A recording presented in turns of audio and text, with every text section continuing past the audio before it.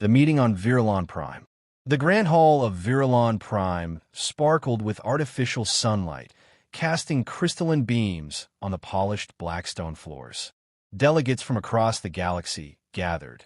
Reptilian diplomats, the glass-skinned Drell, and of course, the Galactic Empire's own crimson-clad enforcers. Humanity, once an obscure frontier species, now had a seat at the table. But it was a chair they had earned in blood and sorrow.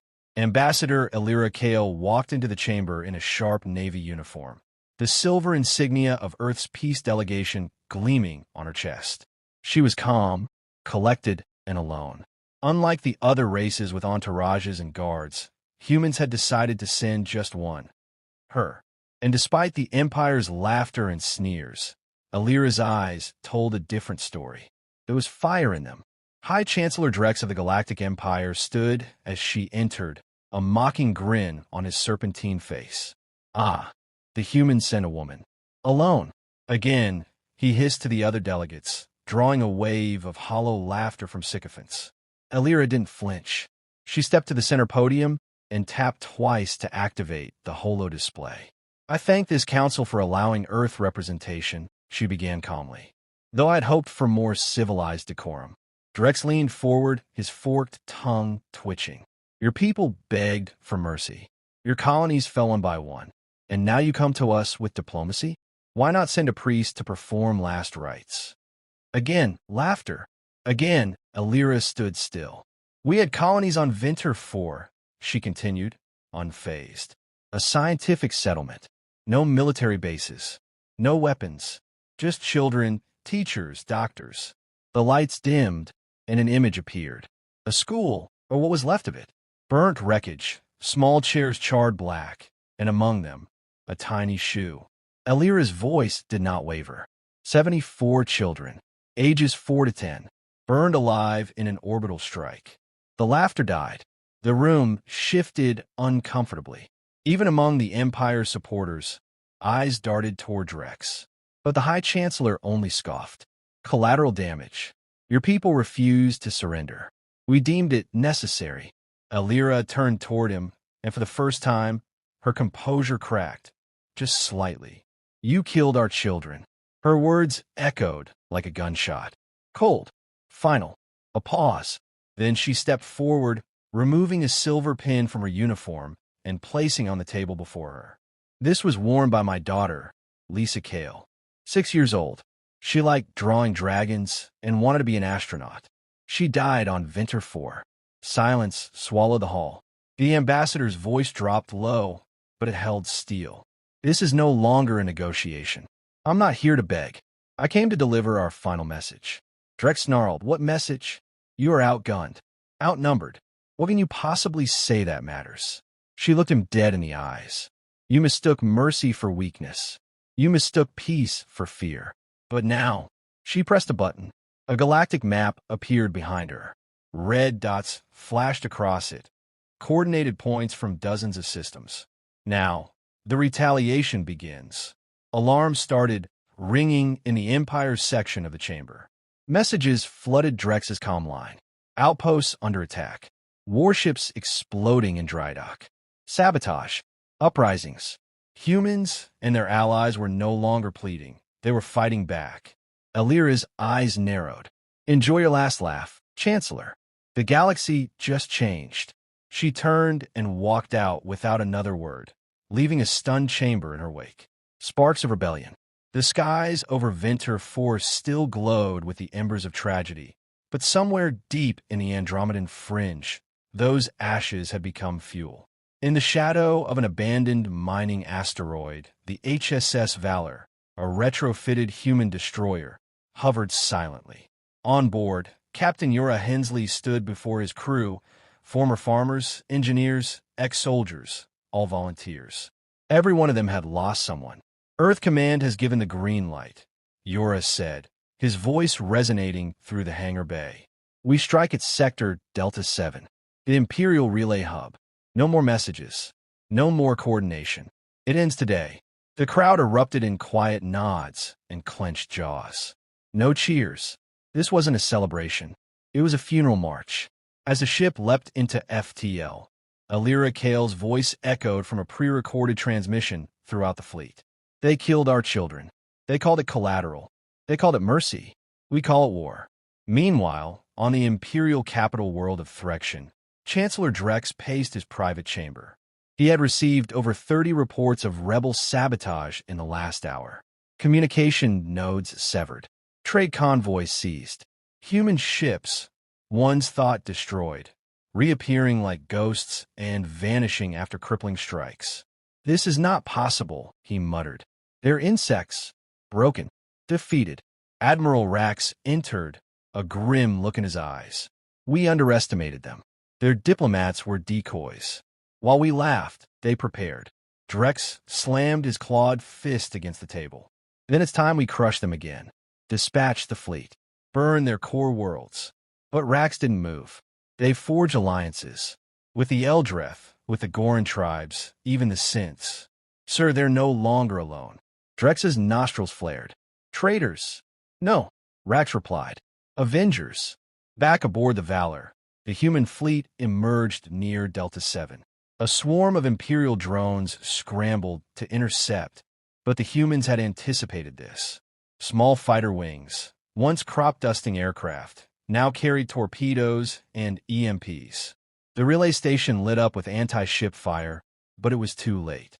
With surgical precision, Captain Yura's team breached the main control node and uploaded a viral AI, Athena. Built in secret, it was capable of rewriting Imperial protocols, causing false signals, delayed orders, and complete chaos. By the time the Valor retreated, the Empire's communications were crippled. Entire fleets wandered aimlessly, unsure of who to shoot or where to go. On Earth, civilians gathered around screens, watching a map of red Imperial territories slowly dim as signal after signal went dark. Some wept, others held hands. All remembered the names of the children. And in the United Terran Council chamber, Alira Kale stood before world leaders. Our enemies thought our tears were a weakness, but grief can sharpen into steel. We do not seek conquest. We seek justice. A moment later, an aide rushed in. Ambassador, incoming message. From a Synth Council. They've agreed to join us. Gasps echoed through the room. The Synths, neutral for centuries, had chosen a side. Alira's lips curved into a solemn smile. Then the Empire has no idea what's coming next. The turning tide. The outer rim of the galaxy was burning, but this time, it was the Empire's banners that smoldered. In a hidden war council chamber carved into the icy caverns of Pluto's moon, Sharon, the Allied Rebellion Command gathered. The holographic table projected the galactic map, now riddled with blue and gold, colors of the Terran Alliance and their new allies. Ambassador Alira Kale stood at the center, surrounded by commanders of the Synth Collective, the tribal Goran warriors, and the ancient Eldreth seers. Their faces were from different worlds, different histories, but their hearts now beat with one goal. Operation Dawnfall begins in 48 hours, Alira said, her voice calm but firm. We strike not just at their ships, but at their legacy. The Citadel of Drex, the propaganda towers, the war academies. The galaxy must see that tyrants fall. General Tarn of the Goran tribe grunted in approval. They took my daughter. I will see their towers crushed to dust. The Synth speaker, a glowing orb of AI consciousness, pulsed in agreement. Our neutrality ends. They violated life. We respond. Meanwhile, on the Empire's throne world Threxion, Chancellor Drex had grown erratic. Paranoid. Half of his admirals were dead or defected. Entire colonies were turning against him. Still, he refused to yield. They're just humans, he roared, pacing before the flickering Imperial Council. Insignificant apes. But he no longer convinced anyone, not even himself. In orbit above Threxion, Admiral Rax stood aboard the Imperium Vex, watching rebel fleets close in. Despite serving the Empire for decades, he felt something he hadn't known in years, doubt. He turned to his second-in-command. Send a message to Ambassador Kale. Tell her, I wish to speak. The message reached Sharon Base within minutes. Alira read it silently, then nodded once. Bring him in. Hours later, Across a secure hollow channel, Rax and Alira faced each other, two soldiers on opposite ends of justice. "You were there," she said coldly. "Venter 4. You followed the order."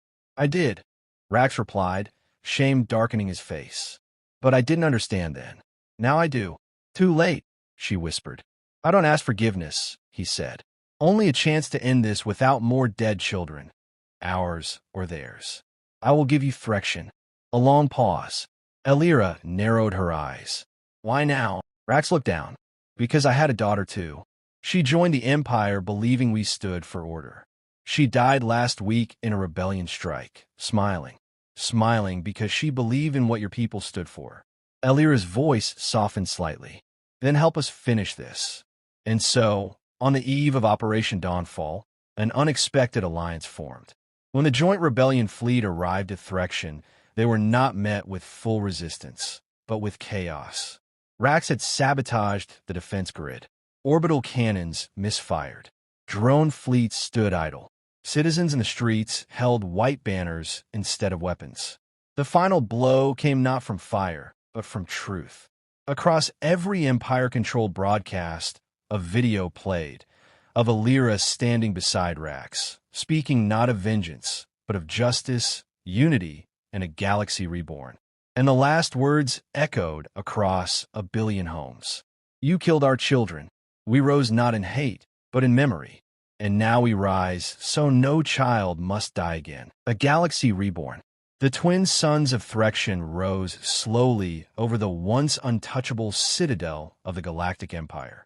Where once its towers cast long shadows of fear, now they stood cracked and scorched, monuments of a fallen tyranny. Ambassador Alira Kale stepped onto the grand platform, surrounded by a sea of beings, humans, Eldreth, Goran warriors, synths, and even defected Imperials.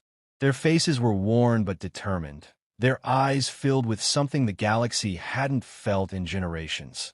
Hope. She faced the crowd, and her voice rang out through millions of broadcasts. "They thought we would kneel. They thought we would break. But we remembered. We remembered our children." Thunderous silence followed, heavy and sacred. Then, slowly, the sounds of banners unfurling filled the air.